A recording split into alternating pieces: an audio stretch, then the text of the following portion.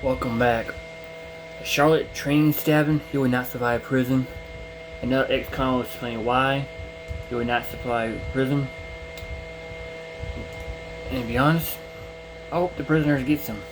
I hope somebody shanks him on the first day. Because this sucker made it to a race and everything, so fuck it. Let's get to it, shall we?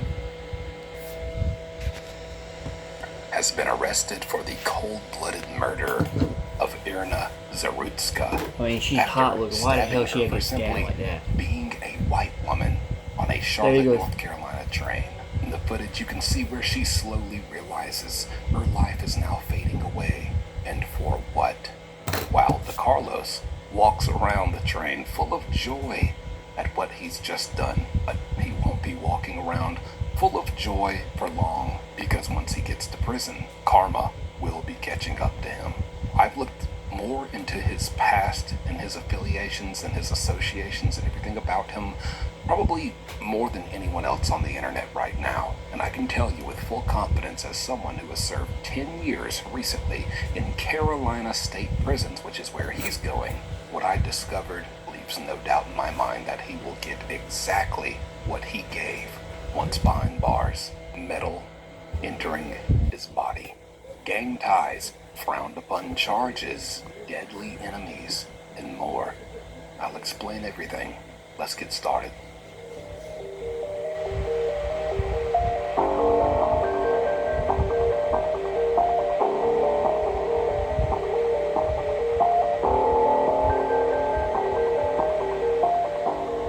First off, and this is kind of the bad news, but trust me, what you do want to hear is coming.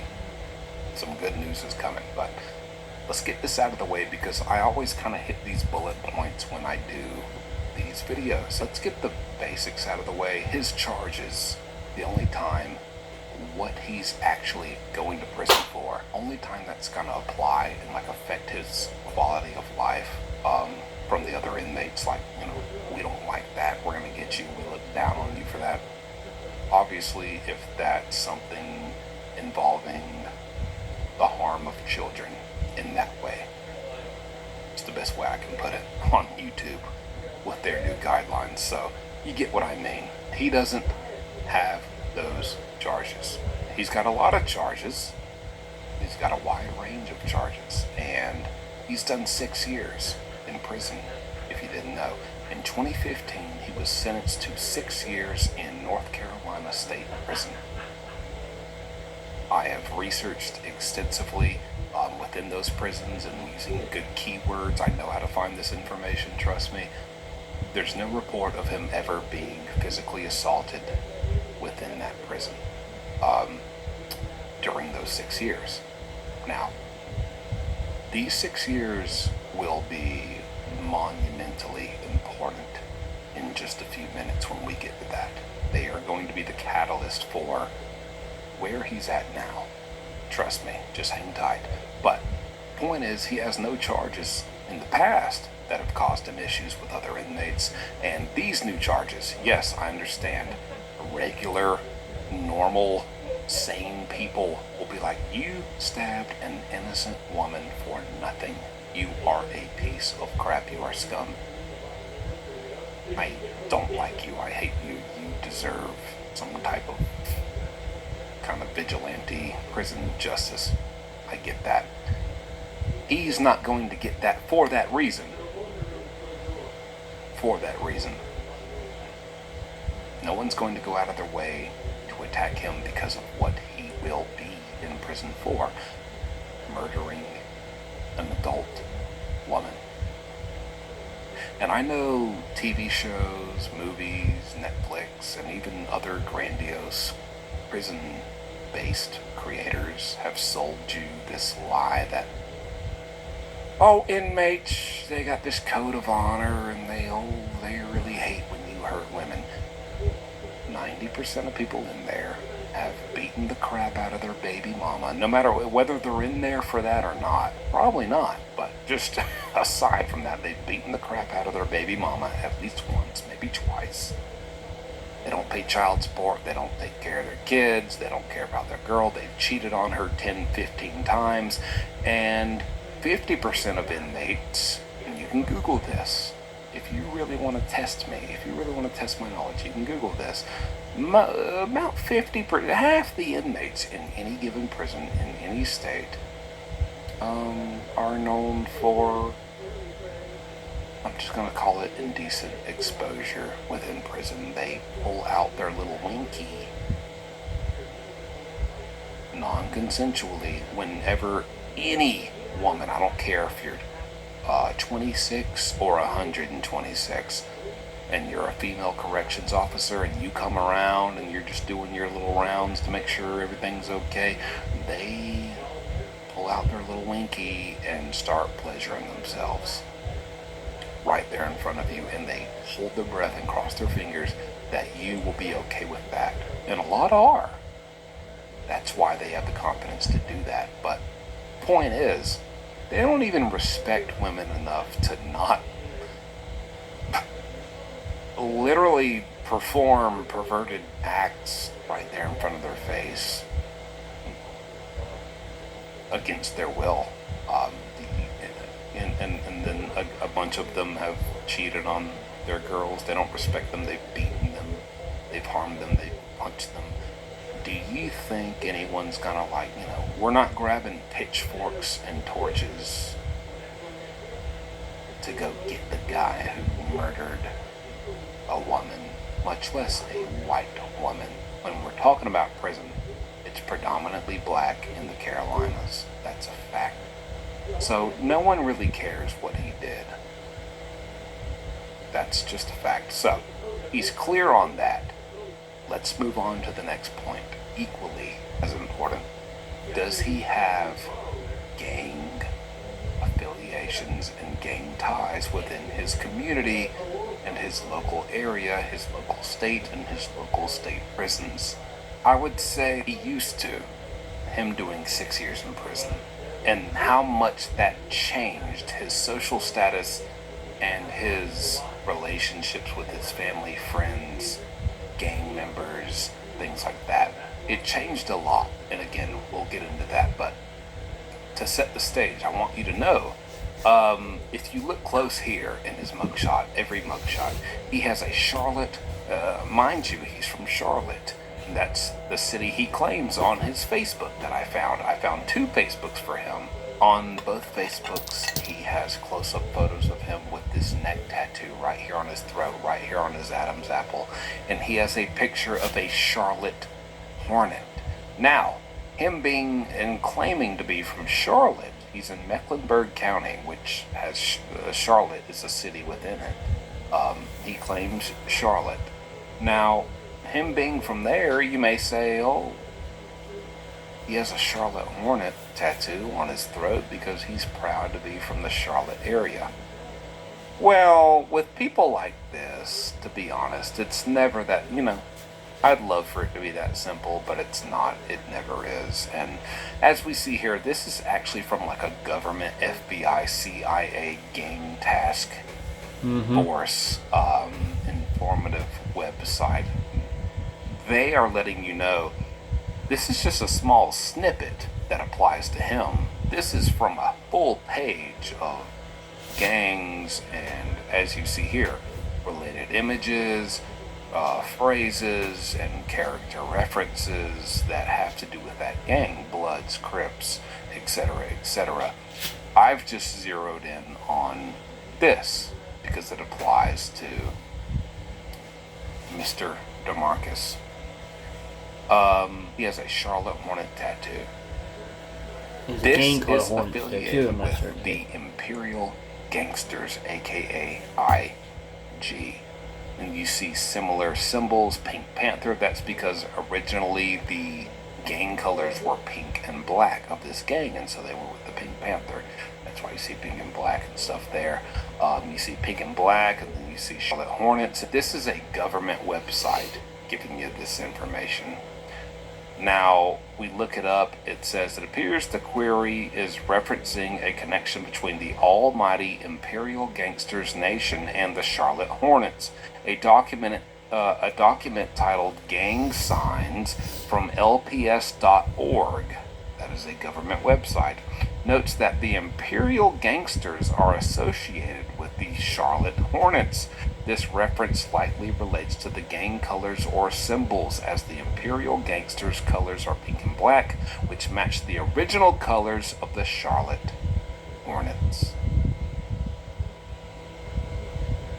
Pablo, I see what you're saying. Maybe a little bit, but that's kind of a stretch. No, it's not. Trust me, there's more. I found his Facebook profiles. There's 2 of them. In those 2, he has many photos of himself, and then he is also tagged in photos from other people who are his close family members and associates. One of these associates is this guy. He goes by the name Black Magic, and interestingly enough, you'll notice the spelling is all off technically for the 2 words Black Magic. This is gang spelling. For example, black, you see it's just B-L-A-C. Now, if he was a Crip, he would spell it B-L-A-C-C instead of B-L-A-C-K. The reason is, C-K, any word that has the 2 letters together to where you get a C and a K right beside each other, like black. CK stands for Crip Killer, so no Crip would ever spell their words to where there's a C and a K typed out.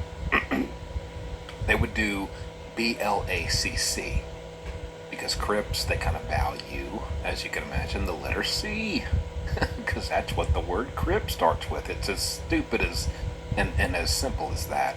But so there are not 2 C's here, so this indicates he is not a Crip. There's just 1 C, but there is no K.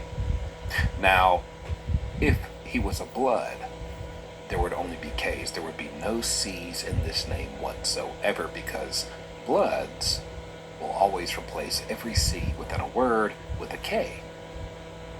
Because, C in the gang world stands for Crips. Sorry to give you, I know you're not here for a big rundown and 101 lesson on gang culture. I'm just trying to verify and show you, it's like when you take a test in school. Show your work so I know you didn't cheat on your test. I'm showing you my work as to how I've come to these conclusions and why I have this information, which ultimately boils down to what is going to happen to this sick piece of crap in prison, okay? Trust me, it's all relevant. Now, Black Magic, B-L-A-C, this is because he is not a Blood, or he wouldn't use a C at all. He is not a Crip, or he would use B-L-A-C-C. He would replace every K with C. He is what's known as a G. This, if you think of it as a tree stump, the tree stump is Folk Nation. Tree stumps grow into trees and they get branches, limbs, and leaves. Folk Nation grows and they have branches, limbs, and leaves, which are other smaller little branch off sub gangs. Okay? From Folk Nation, which is essentially Gangster Disciples, you have Insane Gangster Disciples, Imperial Gangster Disciples, Satan's Disciples, Insane Disciples, this and this and this, Black Disciples, Insane Black Disciples. I mean, the list goes on, but they're all a part of the same tree stump, which is Folk Nation. That's the most simple way I can put it. So there are some core things anyone who has grown from this tree stump follows, and that is why I'm able to get the indicators here that this is who this person is affiliated with at its core. Now, in this picture you see him wearing black, and they're throwing up 4s. This is a common thing. There's a popular rapper worldwide, internationally known superstar rapper named DaBaby. He is infamously from Charlotte, North Carolina, just like them. He has a famous line in one of his iconic rap songs talking about how he told some girl that he's having relations with to throw up the fours, throw up the foes. That's what you see them doing here. This is a common thing. This is gang affiliation stuff here. And this is what he's associated with. Now we scroll over this same guy who is his best friend. He is doing this pose. Right? I mean, I gotta hold my mic, but yeah. He's doing this pose. Okay? You notice it's his right hand over the left. Now, again, I don't want to spend an hour explaining gang stuff to you, but people who come from the stump, which is Folk Nation, no matter what branch off or leaf or tree limb you are from that Folk Nation, you always value the right over the left, as opposed to Crips, who value the left over the right. Again, not going to get into why. That's just the facts. Google it. You see, this is a common pose related to the Folk Nation. He has his right arm over his left, and he has his two thumbs up like this. This is a common pose. In fact, I was a member of the Folk Nation when I was in prison. That's another story for another time. And I was taught, when you enter a cell block, you do not need to go around and be like, hey, who's in my gang? Where are my gang members at? I need to find my gang, because it makes you look weak. You instead need to stand firm and independent, and just when you go out in general population around all the other inmates, you need to stand up against a wall and hit this pose right here. This will indicate to other gang members who are a part of the Folk Nation that you are also one, because you know how to signal and kind of hit that, you're shining your light from the lighthouse. You're activating your sirens that, hey, I'm one of you, y'all, so y'all should come talk to me, and now we'll all mingle, and I'm in your group. That's the pose he's doing, okay?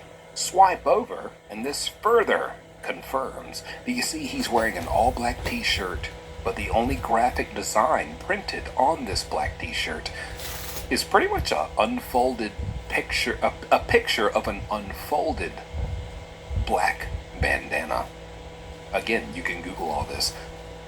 The chosen color, Crips love blue, Bloods love red. I think we all, I don't care if you're 7 or 107. I think we all have seen enough movies to know Crips love blue, Bloods love red. This gang loves black. That's their chosen color. He's literally wearing a t-shirt that has a picture of a black bandana on it. Okay? Now, if this isn't enough, here's him again wearing all black, throwing up L's. L's are also deeply rooted in the Folk Nation stump in every branch-off version of that gang. It stands for love and loyalty and even more. But it's a common, just as if, us, if you're not in a gang and you're young and you're hip and you're saying goodbye to your buddy, you're like, all right, peace. You're throwing up the peace. All right, peace, man. See ya. Or even wave. This is how those fellow gang members greet and say goodbye. More commonly say goodbye to each other. Like, all right, man, L's, which basically means love. I have love for you. I'm in the gang that you're in. We're both in the same gang. I love you for that. We love each other. It's a little fruity, to be honest, but L's, man, love. That's how they say their goodbyes. And that's how they kind of rep their gang, too. So he's throwing up 2 L's. That's what that is. Here again, more of them in black, throwing up more gang signs, throwing up the 4s, throwing up the west side, part of the town they're from. And then finally, we have here my final piece of evidence. He posts a picture, and same picture I just showed you, but pay attention to the caption. It says, "Happy G-Day to my cuzzo," which means cousin. And then he tags who he's in this picture with, a fellow gang member. Love you, fool. You know why he calls him fool? It's not because he thinks he's a fool. It's because it starts with an F. And the stump, remember what I told you it's called? Folk Nation. They call each other things that start with an F. They called him Fool because Fool starts with the letter F, just like Pulp Nation. Notice also Happy G-Day. That's not a typo. He didn't mean to say Happy B-Day. Oh, they're not going to say Happy B-Day. They don't like the letter B. They're not Bloods. They're gangster disciples. Again, like I said, all this kind of, I could spend an hour explaining all this stupid little pointless little gang crap to you. But this is what I've learned, unfortunately, over my 10 years in prison. Happy G-Day. This is what gangster disciples and people affiliated with Folk Nation say to each other on their birthday. They say Happy G-Day to my fool. Clever way of saying Happy G-Day, my G, my gangster disciple, my fellow member of Folk Nation. These are the people, all that to say, this is the best friend and closest affiliates and confidants of DeMarcus Jr. Okay, DeMarcus Brown Jr. What does that matter? Who gives a crap? Here's the first and only tagged picture that DeMarcus Brown Jr., the murderer of this poor white woman, has on his Facebook profile. It is dated 2016. We know DeMarcus was sentenced in 2015 to 6 years in prison. So in the next year, 2016, DeMarcus's birthday rolls around, and paying homage to him like any good old wholesome gang member does, they post a picture, an older picture they have that they took together. And you see the caption again. It says, Happy G-Day to my dog. Hashtag free Kobe. We don't know why they call him Kobe, but they do. Who knows why any people in the hood call anybody any nickname, but they do. And they tag him. They're giving remembrance to him once he's in prison. After that, no one ever tagged him, mentioned him, or really showed any online presence or affiliation with him again. Why is this important? I say all this to say he has prior and previous gang ties and affiliations. If he's not a full-fledged, full-blown gang member himself, he is heavily tied in with gang members in Charlotte, North Carolina, which will carry over into prison. Normally, let's say he is in a gang. He's in that same gang. We just don't have pictures of him throwing up the same gang signs, and it's not as obvious as his best friend and his cousin, who he's always hanging around, makes it to social media. You know how apparent it is that he is in this gang. DeMarcus doesn't make it that obvious, right? But he is in that gang. He'd be fine in prison because no one cares about his charges. That his charges are not something that violates the rules of that gang to where he would have issues. He would be embraced, and he would honestly have some power. He would be a part of a gang, and yeah, he'd have a force behind him. He'd live life as comfortably as you could in prison, which isn't that comfortable, but you get what I mean. Nobody's coming for his head in there. If he's not in that gang, still, he was born and raised in this Charlotte, Mecklenburg area. His cousins, his brothers, his best friends, they are members of a gang, and sometimes that's all it takes. You don't even have to be a member of a gang. You go in there and be like, oh yeah, am I in your gang? No, but me and my cousin, John and Gee, Black Magic, we're Mr. Black Magic, he is. Oh, they get on the phone with Black Magic. Hey man, you know this guy's this? Yeah, that's my cousin, man. Take care of him, man. That's my cousin. I love him to death, man. Take care of him. Yeah, he's not in the gang, but take care of him. He's real important to me. Do that for me. They will, and he'll be fine. That is how it goes, and that is how it should go for DeMarcus. But guess what? It's not going to. I'm going to tell you why. The short story is, I wholeheartedly believe he had gang ties and affiliations at one point in his life, but he no longer has any of them. And I think it all started in 2015 when he did get sentenced to 6 years in prison. Now, from articles, these are verified medical, diagnoses that are confirmed. He has been diagnosed with schizophrenia and other mental health issues.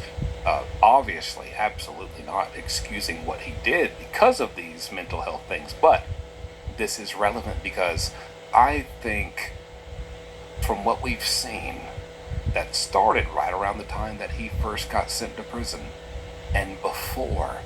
He was very involved in the street life, the gang culture, and very social, and he was hanging out with people and throwing up gang signs, taking pictures, and, living the street life. No schizophrenia, and they also, have confirmed he was a homeless man at the time of this stabbing, brutal stabbing on the victim.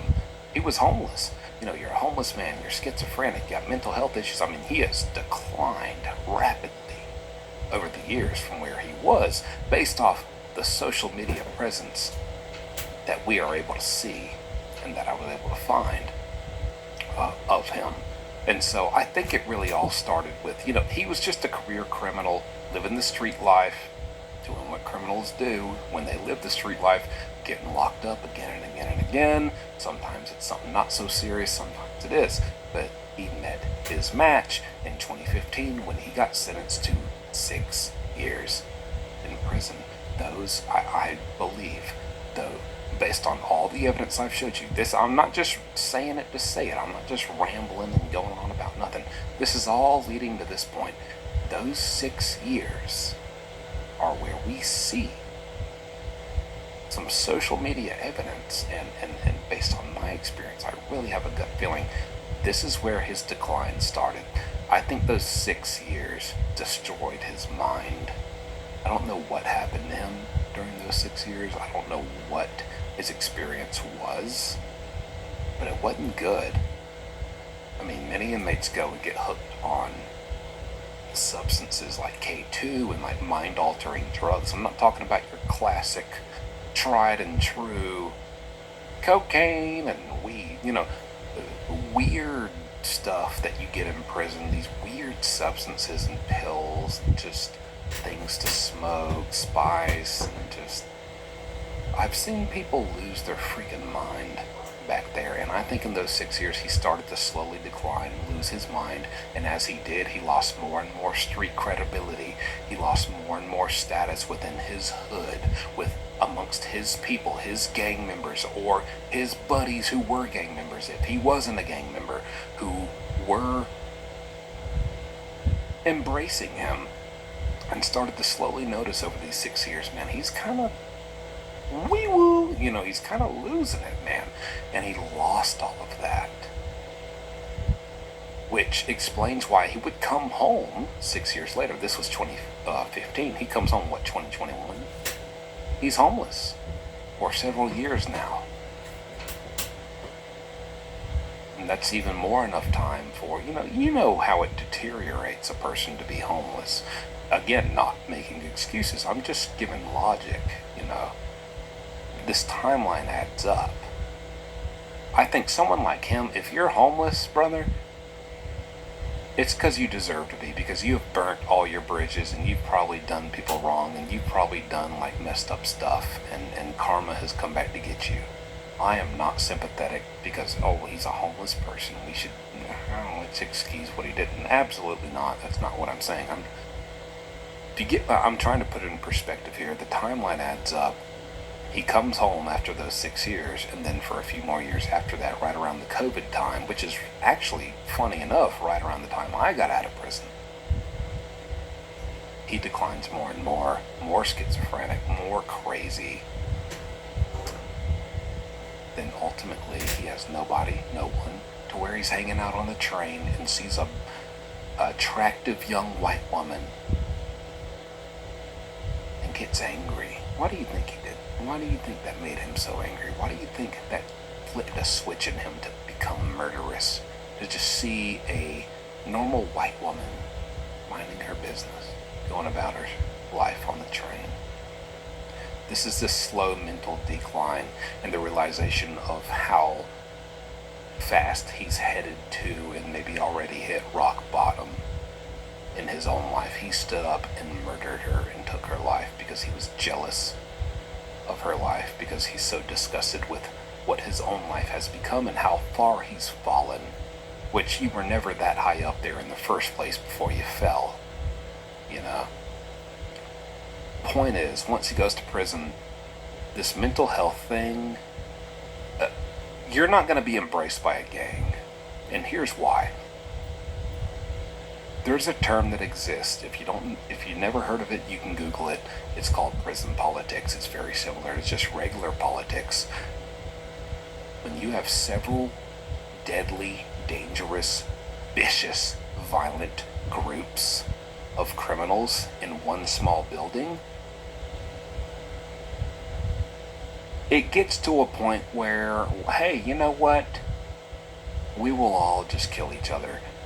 We have to figure out some rules, regulations, and guidelines, and even policies, you could call it, to kind of like keep peace and order and prevent that from happening. And as long as everyone abides by that, and we can all agree on what those should be, and everyone sticks to that, we can all get along. And that's usually how it is, until you have someone break those. But prison politics are very intricate, just as regular politics, just in America, are.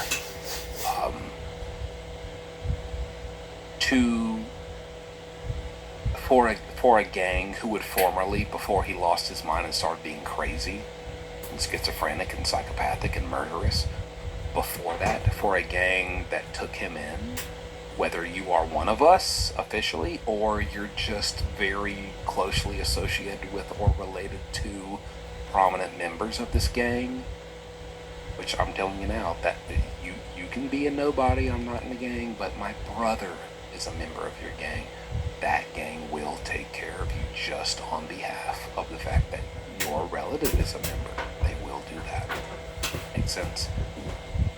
It gets to a point where if your mental health deteriorates to the point where his has, you are a liability, you are unpredictable, we cannot rely on you to follow the politics, the policies, the rules, the regulations, and the guidelines. We can't count on that. We will wake up any given morning and you won't overstep some boundary and cross a line and disrespect someone and do something absolutely outrageous.